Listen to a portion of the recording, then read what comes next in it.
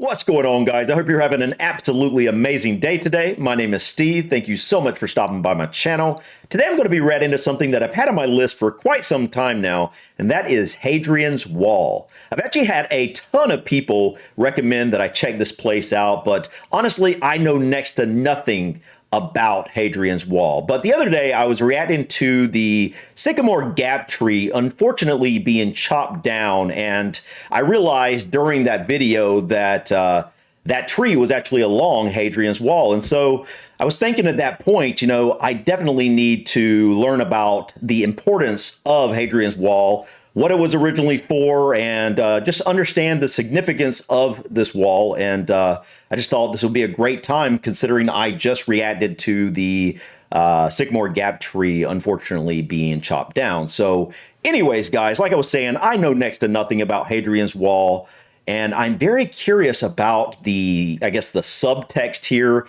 the mysterious 38th parallel for Roman legionaries and British barbarians. That's a mouthful, and I have no idea exactly what that text means here in this context of this video, but I guess we will find out. So anyways, guys, enough rambling for me. Let's go ahead and dive in and check out Hadrian's Wall. But in this video, we're diving all the way back to a wall that was started in 122 AD at the very limits of the mighty Roman Empire. Hadrian's Wall runs for 117.5 kilometers, that's 73 miles, from the River Tyne on the east coast of England to the Solway Firth on the Irish Sea. Today, it is little more than a small wall, often no more than waist height, but in its day, it must have been a forbidding sight for the wild tribes to the north that the Romans had attempted to effectively shut out. This was by no means the first major wall of the ancient world. The walls of Jericho predate Hadrian's Wall by over 8,000 years, while the Theopetra cave wall in Thessaly in Greece dates from an astonishing 23,000 years ago. But when Hadrian's Wall was constructed, it was entirely unique in that it didn't defend a single city as many Roman walls did at the time, but rather acted as a lengthy border wall. That's insane. I had no idea. What is that? Did he say 122? I'll have to go back and see the exact date, but I think he said around 122 or so. I mean, what are we talking? I mean, is that 1900 years ago, roughly? Around 1900? Wow. I had no idea it was that old. And it literally cuts clear across the entirety of the island of Great Britain. I don't know exactly. I'd have to go and look at a map to really be able to tell exactly where this wall, goes through. But it goes from water to almost to water. So I'm gonna have to look at a bigger map to really understand exactly where this is and what kind of areas it goes through. Romans never built anything else quite like it, with one possible exception. You see, Hadrian's Wall was not the only wall that the Romans built across Britain. There was another, smaller, little known wall, and I'll tell you all about it a little later in this video. Anybody who's ever seen Braveheart will know that the Scots are a formidable foe when crossed. Combine that with the beautiful yet incredibly harsh landscape of the Highlands, and you begin to understand the difficulties of completely conquering an area like this one. By the end of the 1st century AD, the Romans had pushed up into modern-day Scotland with a series of defensive positions now occupying the Scottish lowlands. A series of military engagements, which unfortunately we don't know much about, occurred in 105 AD as the local tribe, known as the Picts, fought back ferociously against Roman rule. I thought it was the Picts. It appears that the Romans made a tactical withdrawal at this point by moving further south and establishing a new frontier at Staingate, an important Roman road that ran across the country roughly at the point of the modern border between England and Scotland. In 120 AD, Hadrian, the new Roman emperor, set out to tour his great dominion, and upon arrival in northern Britannia, he ordered a great wall be constructed at the point of the Staingate Road. While the reason for building the wall might seem fairly obvious from the outset, it is a point that is still debated among historians. It's easy to assume that the wall was built simply to keep out the rebellious Picts to the north. Okay, that's what I was thinking. So is this wall basically along the English and Scottish border? Like I said, I've heard of it, but I don't really know. It looks like it goes all the way across, basically, but I couldn't really tell exactly where the line was across, across Great Britain. But I'm beginning to think maybe it is right there at the Scottish and English border. It makes sense based off what he's saying here. But yeah, I would assume it was basically because they were trying to keep the Picts out of their territory. I'm not really sure. North, but logistically it was a huge ask, not just to build it, but also to maintain it. Yeah, to go that far. That the wall served more as an expression of Roman power and prestige, and was perhaps never meant to be the impenetrable. So how tall is that? Assumed it was meant to be. This was certainly an awkward time for the empire, with rebellions in Egypt, Judea, Libya, and Mauritania, all a world away from the windswept north of Britain. But no doubt the Romans were fearful of mass uprisings. Another theory is that it was built to control migration more than anything, but again, that's a lot of work and a lot of stone for a glorified border. Okay, now I'm really curious. How tall is this now, and how tall do they think it once was? Because if you're talking about keeping people out, man, you can't, like when I looked at it, the little bit I've seen, it looks like it's no bigger than maybe 4 feet tall. But that's obviously not the case, at the very least, when this was created, because you're not going to keep people out of an area, with a 4 foot tall wall. This thing has got to be much larger, or at least it used to be. It has to be, I don't know, a minimum 8-10 feet tall, I'm guessing, or larger. He hasn't really gone in detail exactly what height this wall is, so I might have to go look that up after this video, perhaps. It was also very different to other areas around the empire where fixed boundaries were rare, or perhaps it was to do with taxation, a way of charging people to cross back and forth. They didn't really know for sure why this wall was made. Other parts of the empire. The truth is that we just aren't exactly sure why the Romans decided to build their only major large-scale wall project, which didn't protect a particular city in the north of England. So it didn't protect a particular city. It was just all the way across Great Britain. And somehow there's no evidence to suggest exactly what the reason for this wall being built was. Now, there's plenty of speculation of different reasons why perhaps they made this wall, but that's really interesting. Like there's no record of the Romans being like, we're building this wall because of blank. You would think there would be some kind of record of that. That's really odd. But I really wish I knew how big this thing was. Construction, maybe this will get into it. We believe that construction started on Hadrian's Wall in 122 AD and was completed at a fairly brisk pace in just 6 years. The wall was built from east to west, with all of the Roman legions in the country taking part. Slightly to the south was the Staingate Road, which had been constructed 30 years prior and almost certainly played a key role in the logistical support for the whole project. Along the road lay several forts which would have protected those constructing the wall. It seems that initially the idea was to have 80 small gated mile castle fortlets every Roman mile. That's 1.5 kilometers or about 0.9 miles today. This would be interspersed with pairs of evenly spaced intermediate turrets used for observation. If we want to be pedantic, the fortlets, which would have likely housed a few dozen soldiers in each, were often over or under the designated distance apart, most likely down to landscape features or where signaling would have been obscured. The majority of these Mar castles were built from wood and earth, though the turrets were made of stone. These turrets lay roughly 493 meters apart. Look at this. Square meters, slightly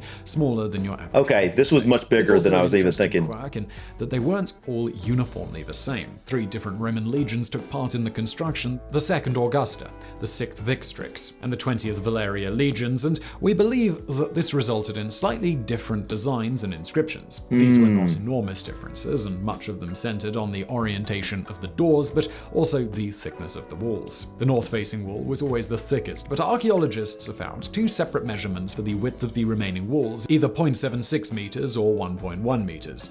So 2.5 to 3.5 feet? Absolutely no idea. Much of Hadrian's Wall was built using local limestone, except for the stretch west of the river Irthing, where turf was originally used before being replaced by sandstone at a later date. This was most likely down to a lack of materials, which does sound a little strange considering the power of the Roman Empire, but this theory is supported by the fact that the wall narrowed considerably after the North Tyne River from 3 meters to 2.5 meters, with certain parts as narrow as 1.8 meters. This has led historians to refer to the 2 sections as the Broad Wall and the Narrow narrow wall. The foundations had, however, been constructed to the broad wall specification, so the wall must have had a slightly wonky look to it. The main wall itself was around 4.6 meters high and was initially constructed 15 feet. Okay, this is okay. Now that makes a lot more sense. At first, like I'm just seeing this on a few images, like on thumbnails a little bit, or the little bit I could see the other day on that on the Sycamore Gap Tree videos, and just in general, I really haven't seen any close-ups until now. And so it just looked like it was maybe just like a 5 foot tall wall or something like that. But 15 feet, okay, that's going to definitely be a deterrent to have people come across. So the immigration thing kind of makes sense to me. If they try to push into Scotland and the Romans kind of failed at that, the Picts pushed back quite a bit. And so they just wanted to hold their own territory, and maybe eventually they were planning to expand. I don't know. That's interesting, though. 15 feet is definitely a tall wall. There's so much history throughout the UK that I lose track of like the different pieces and how they fit together. It's just so much history that it takes rehashing the old history you've learned in order to make sure that you kind of remember everything. Anyways, guys, let's continue.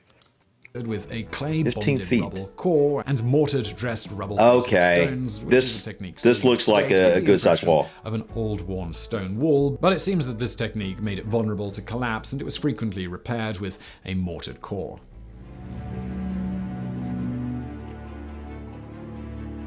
Another interesting aspect from the area comes not from something that was constructed, but rather excavated. Standing to the south of where the wall ran, it's impossible to miss the extensive ditch that follows the wall line in both directions. Known as the Vallum, this earth stretches practically from coast to coast, hugging Hadrian's Wall all the way, though exact distances vary from directly next to it to as much as... Dude, how many people were involved in doing this? Between the wall and the excavation of this, what looks to be a very large ditch. And this is going along the entirety of the wall, all the way across Great Britain. I think he said 73 miles, if I'm not mistaken. That's incredible. I think, like, who was doing this? Did they have slaves doing most of this work, or was it the actual Roman soldiers doing this work? Wow. To go along with the wall, and they did this supposedly 6 years. That's massive. That's a massive undertaking, especially in such a short period of time. Now that I know how large the wall was, I forgot the exact thickness, but it was fairly thick. It was 15 feet high. And then has this huge dig. That's massive. Okay.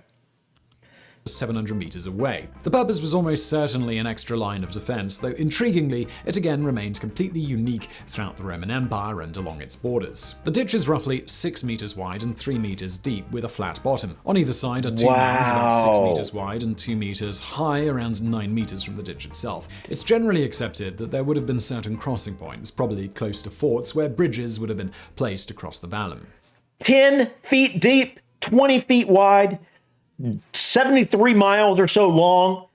That's incredible. That is definitely an extra deterrent.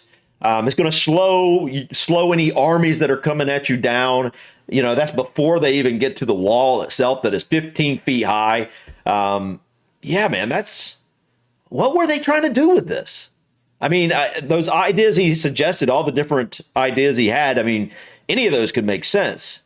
But they obviously wanted to deter people for many different reasons. Sound like to actually go, create something so massive as that huge ditch, 10 feet deep, 20 feet wide. That's a lot of dirt to move. I mean, 73 miles long. That's a lot of dirt to move. And then the wall itself. I mean, that's a lot of stone to move. This was a serious undertaking. And I wish I knew the exact reason instead of just speculation, though.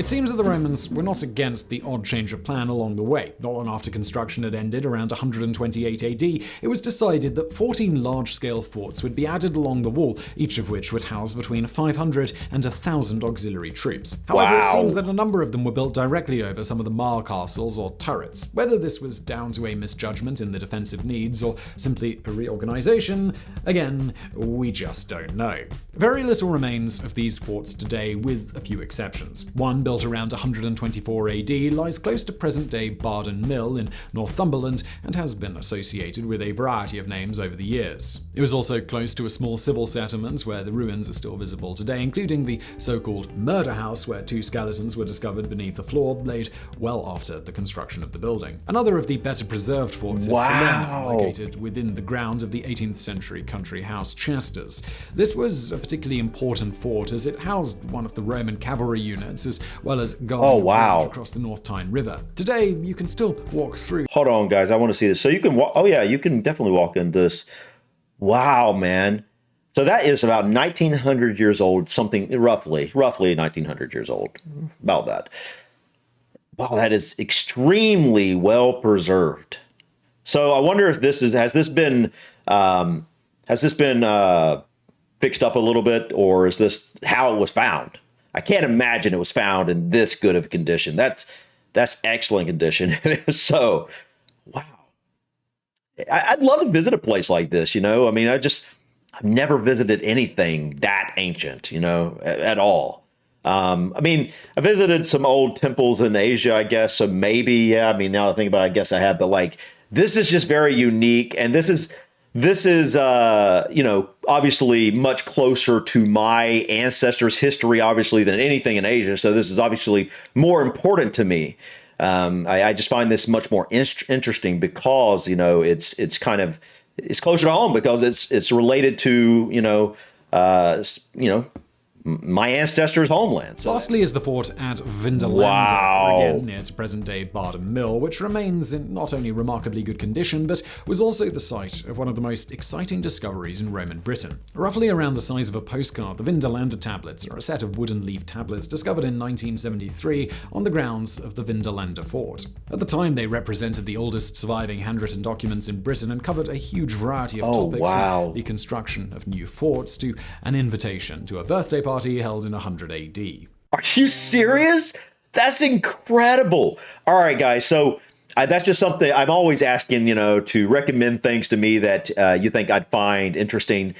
I would find some of the oldest documents, in the UK or Ireland. If there's any really, really old documents, kind of like that. I mean, that's so interesting. An invitation to a birthday party in 100 AD, an invitation to a birthday party over 1,900 years ago. That's just fascinating to me. I'd love to be able to read something like that. It's just, wow.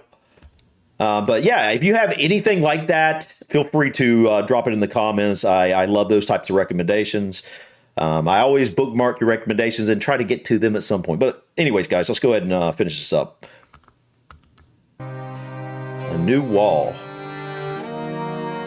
Emperor Hadrian died in 123 AD and was replaced by Antonius Pius, who apparently wasn't satisfied with the current wall arrangement. He ordered that a second wall be constructed 160 kilometers to the north, which became the Antonine Wall. The 63-kilometer wall ran from Old Kilpatrick in West Dunbartonshire on the Firth of Clyde to Carridon near Bowness on the Firth of Forth. This was a turf wall built upon stone foundations that roughly measured 3 meters high and 5 meters wide. It came with 16 forts built along it, as well as the curious Arthur's Own, believed to be a Roman temple in the shape of a beehive, which is sadly no longer standing.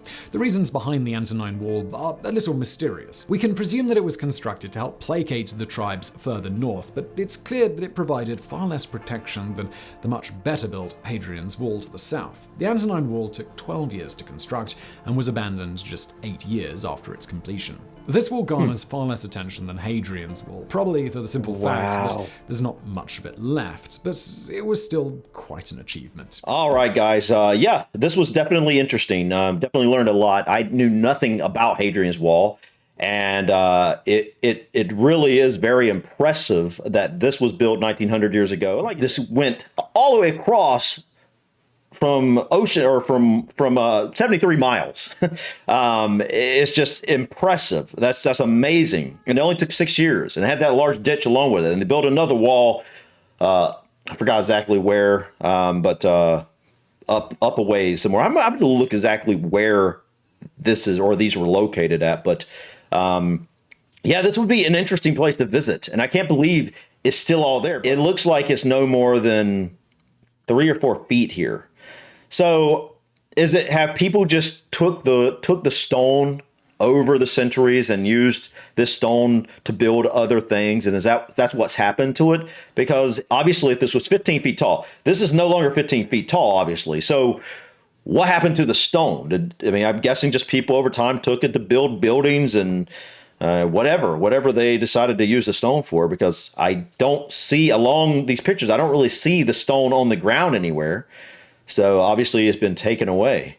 But I think of things like this and things like the pyramid, the Great Wall of China, all these different large structures. And I think this, in this case, 1900 years ago, how in the world did they haul this much stone from wherever it was quarried? And how in the world what were their shovels like, for example, to be able to dig those massive 10-foot by 20-foot ditches, 73 miles? It boggles my mind, because they obviously didn't have our technology today. That's something I've never looked into, is how this type of stuff was transported, how they would dig these massive ditches and things like that. It's just really fascinating, guys. I think I'm going to look up something real quick. I'm going to go and look up, see if I can see exactly where this is located exactly on a map of the UK. All right, guys. So now I have a better idea of where Hadrian's Wall is. And I think he called the other wall Antonine Wall, if I'm not mistaken. And obviously that is up here in Scotland, probably completely. And Hadrian's Wall I knew it was in northern England, but I wasn't exactly sure if it was along the border of Scotland and England. So not really. It obviously connects at the end over here in the in the Irish Sea, near the border of Scotland. But over here, I think this is the North Sea, if I'm not mistaken. It doesn't quite go to the North Sea completely, just like a very short distance. If this is 73 miles, then obviously this is only, I don't know, I wouldn't say more than about 3 or 4 miles there. So almost from sea to sea. But all right, guys, this was a really interesting video. I had no idea that, Hadrian's Wall was this significant, because like I said, the few times I'd seen it on thumbnails or whatever, it just didn't look that large. And obviously over time it's been eroded. People have probably taken the stone to build houses or whatever over the centuries, probably even used for castles, I'm guessing, and things like that. Yeah, this was really interesting. Thank you so much for stopping by. Please click that like button. Feel free to drop your comments or suggestions about this video or others. And don't forget to subscribe to continue to follow me on my journey to discover my British and Irish ancestry. Until next time, guys, peace.